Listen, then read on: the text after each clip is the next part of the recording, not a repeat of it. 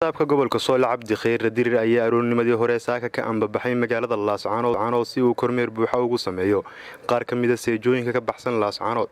waxaana warbixin ka dhageystay gudoomiyaasha seejooyinka si uu ogaado xaaladda amni iyo waliba qaabka uu socdo ku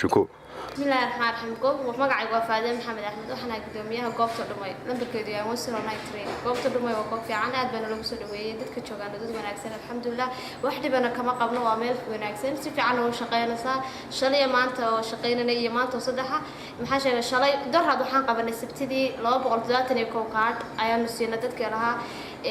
shalay waxaan qabanay 142 kaard totalkeedu iyadoo isku tahay 333 kaard waa isaan naga bixin maanta wali tiro goobta maana sameeynin insha Allah waa sameeyna hadii la hayno marka insha Allah waxaan rajaynaynaa labada casho noo horeeyay inay noogu dhamaadaan sidii saddexda casho hore kale noogu dhamaadeen tirada kaarka aan markii hore soo qaadnay 486 kaard bay ahaayeen hadda waxaan naga baxay maanta kaarkeeda iyadoo weli maana tirin laakiin 200 oo kaar waana dhaafeen oo naga baxeen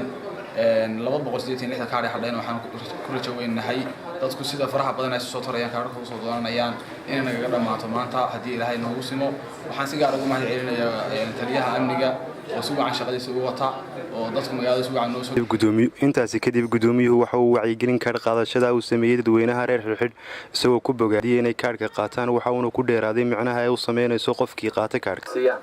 lama gaarin waqtiga codbixinta lama gaarin waqtiga qofku uu codeyn lahaa xisbi lama gaarin waqtiga qofku kala dooran lahaa laakiin maanta waxay tahay qofku inuu kaarkiisa helo sidoo berito isagoo qofka uu doonayo doorto kaarka la qaadanaya waxa lagu dooran doonaa 3 jeer ayaa doorasho ku geli doona marka ugu horeysa bisha 10aad waxa lagu dooran doonaa madaxweynaha qaranka oo ogtiin in ay u sharaxayeen 3 musharax oo 3 xisbiya doorashadaas marka ay dhacdo qofku kaarkiisa haddana uu haysanaya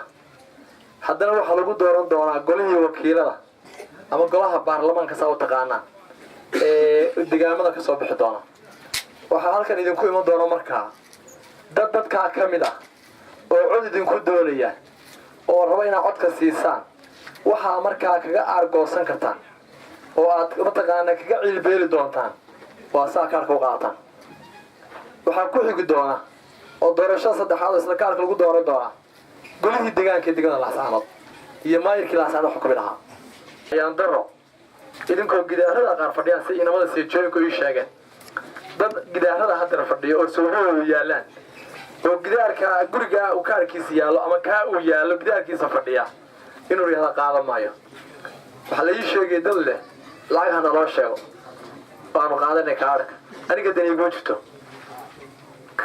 kana daniga jirto kuwiina kala qaadanay dawladda waxay daniga jirtaa qofka kaarka iska qaatay soo Xamzi Xaaji Maxamuud Raadiye RTN TV